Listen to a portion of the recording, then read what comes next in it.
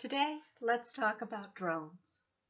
Until this day in court comes, we won't know what Daniel Verley was thinking on September 4th when he programmed his drone to fly over the games at the U.S. Open tennis competition. The drone frightened attendees and the players themselves before ultimately crashing into an empty seating area. Later, Verley turned himself into police and was charged with reckless endangerment, reckless operation of a drone.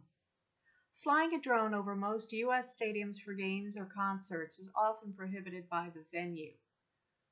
The idea of having a small aircraft with the superpower sight is exciting, but sometimes unpleasant crashes can result.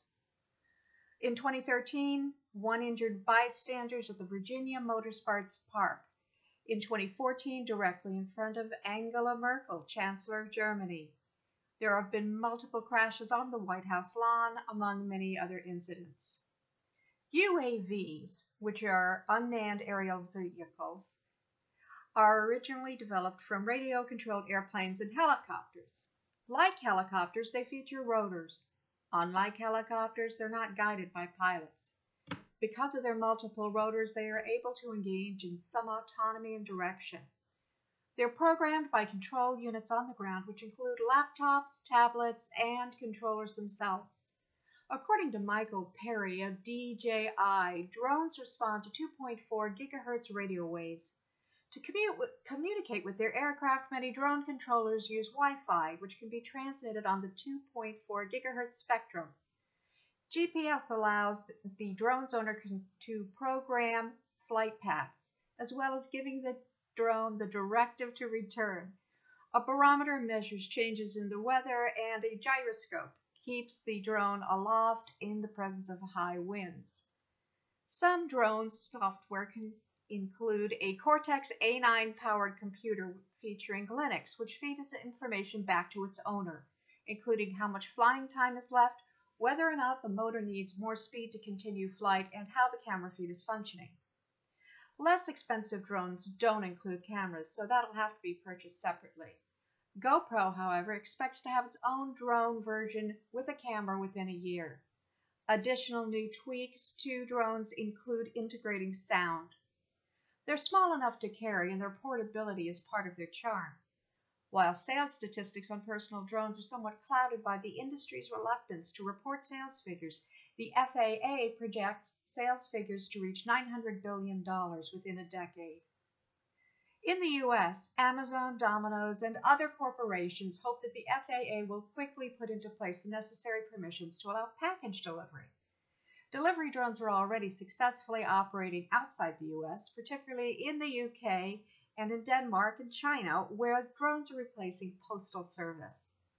For private owners, a new world opens up, where landscapes or private areas can be seen, games watched and replayed for teammates, or hunting the bullying neighborhood cat becomes a breeze. For government or insurance companies, it means having a quicker response time and a detailed look into an area hit by catastrophe. And scientists no longer have to risk life and limb to look into a tornado. They can simply send a drone to report back. Because the industry is still so new, the implications have not been fully tried at court. In some jurisdictions, filming someone's private property or anybody on that property is considered trespass. In California, capturing someone's image or likeness digitally or on film without their express consent is illegal. So, if you use your drone to catch somebody who's violating custody orders, it might not be admissible in court because the filmed person's consent was not expressly given.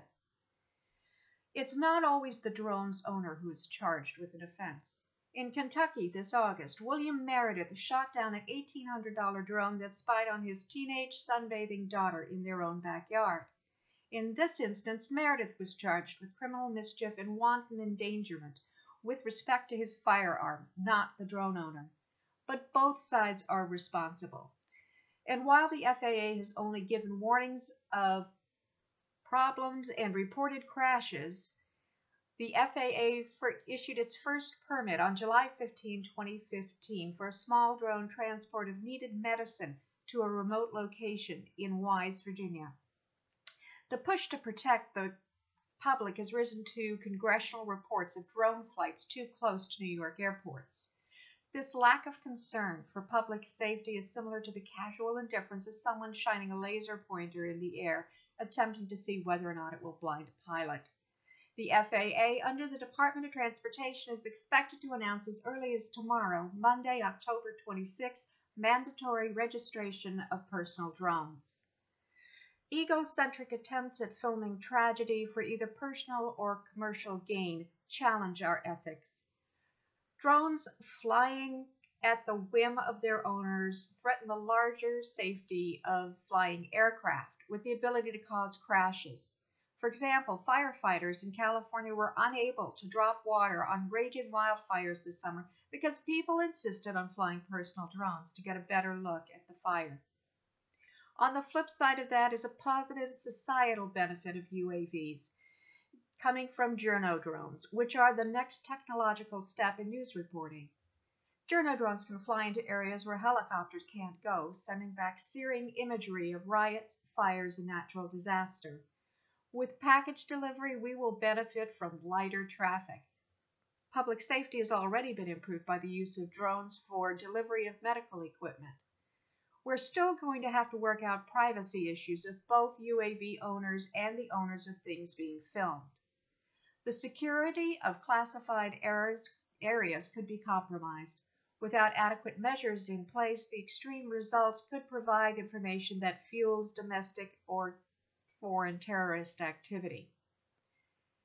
It would neither be practical nor desirable to police every move of drones or satisfy everybody who worries about keeping privacy intact. Hurdles for the industry to overcome in the future include the legal landscaping, the pricing of drones and their affordability, camera tweaks for better views, and longer battery life so the drones can stay aloft longer than the current 15 minutes they typically stay in the air. Finally, as we begin the delivery of drones, warehouse and delivery workers will lose jobs, and those workers will have to retrain for other careers. All of this is a deep consideration for those who simply wade through the flood of information on drones in the marketplace. It's also a lot to consider when you want to purchase a new toy to use on the weekend. But occasionally, while you're waiting for your UAV to reach its home site back with you, it's something to ponder about life. I'm Eleanor Tutwiler. Thanks for watching.